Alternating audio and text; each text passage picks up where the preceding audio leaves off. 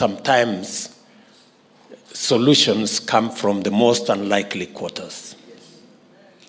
I think in our nation, many people thought the word hustler was abusive, and it was about people at the bottom.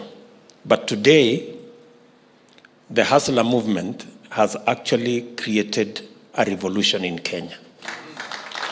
That today, the hustler movement has transcended communities and regions and is the largest movement in Kenya of very ordinary people. And many people did not expect that the next leadership of Kenya is going to come from the most unlikely quarter at the hustler movement. And therefore, you are speaking to millions in your statement. You are speaking to millions of Kenyans. And I am very confident that going into the future, the solution for the challenges we have in our nation will come from the most unlikely quarters. This week, there's been a debate this week about symbols of parties. And I've had occasion to say this week that for those who have problems with the simplicity of the wheelbarrow, they can as well tell us about the complexity of the orange. I mean, it's just a discussion we are having. And I'm saying that it is from the most unlikely quarters that we are going to get the solution of our nation. I want to tell the young people of our nation this morning that it is in their hands. They are the single largest community in Kenya, the community of young people. 70% of our nation is the young people. In their hands, in their talents, in their effort, in their knowledge, is the solution to the challenges that we face as a nation. And they need to stand up and be counted as the young people of our nation. Because in their knowledge, in their energy, in their talent, is the solution of unemployment, is the solution of our enterprises, and is the solution that we are looking for as a nation. They just need to step forward. And together, as a nation, we will march forward. I thought I should say this here in church to speak to the many young people in our nation, that they should not look, or they should not allow themselves to be looked down upon, but instead they should be the example, as Paul told Timothy. We can work together as Kenyans, and that we can bridge the divides of ethnicity and race and region, and be one united Kenyan community. And that's really my request. That is my ask of all of us, that we can create those bonds of friendship and unity and togetherness, so that we can build a nation that will fit all of us, and that every one of us will have an opportunity as equal as the next person. There's been a debate this week about symbols of parties.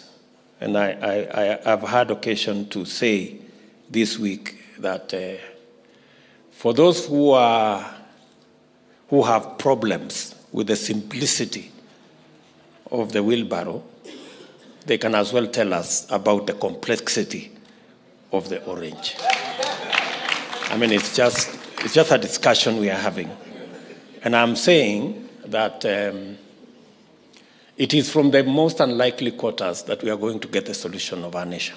Some people were talking in a manner likely to suggest that they want to amend the Bible through Parliament, specifically to regulate how we give in church. And there was a bill that was supposed to come and say that we are going to put a cap on how much we contribute in churches. But I want to thank God. And Your Excellency, I want to say God is using you, even through your tribulations, to even change the narrative in the spiritual realm in this country. Because some of those people who are even thinking of amending the Bible, tumewaona wameanza kwenda kanisa, ingawaje wanaenda tuna wanateleza kanisa, but at least they are getting there. And the Lord will find them there. And change. Kenya belongs to God. And we are telling God to give us a God-fearing president in 2022. One who doesn't act to fear God, but who actually knows and fears God. And we have the man right here. Your Excellency, God bless you. We are praying for you. We are standing with you. And Kenya will be in the right hands because you are a man who fears God. You're a man who honors God. And the giving that you've been giving in churches, that sacrifice will speak for you. That sacrifice will fight for you, like Bishop was saying. You will get defense and protection and support from very unlikely sources, and you're going to triumph. We have a problem as this country. The locusts were just there with us, the drought is there, the COVID is there, the economy is going to the dogs. I want to tell the church, I want to tell the Kenyan people, we have a solution. Next to us, His Excellency, the Deputy President, William Samoei Ruto. Tumsukume kule, then the country will heal. I am a believer, true believer of that. Na tuendelee kushikilia chama yetu ya UDA, this country will itapona. Mungu awabariki kabisa, tunawapenda. Excellency, I've been observing the trends, political trends in this country, and it's very clear that 2022 is not an electioneering year. It is a revolution. It's a revolution that will change the political arena of this country for many decades to come. It is the time for Kenyans to come together. Excellency, I've been observing the trends, political trends in this country, and it's very clear that 2022 is not an electioneering year. It is a revolution. It's a revolution that will change the political arena of this country for many decades to come. It is the time for Kenyans to come together. Yes. Hanging out with my main man Peter Nzeki on the Peter Nzeki TV. How you guys doing? You want celeb news, you want government news, you want breaking news. There's only one place to get it. Peter Nzeki News. Subscribe. Let's take it to the next level. Peter Nzeki to the world. White media, tafadhali. White media.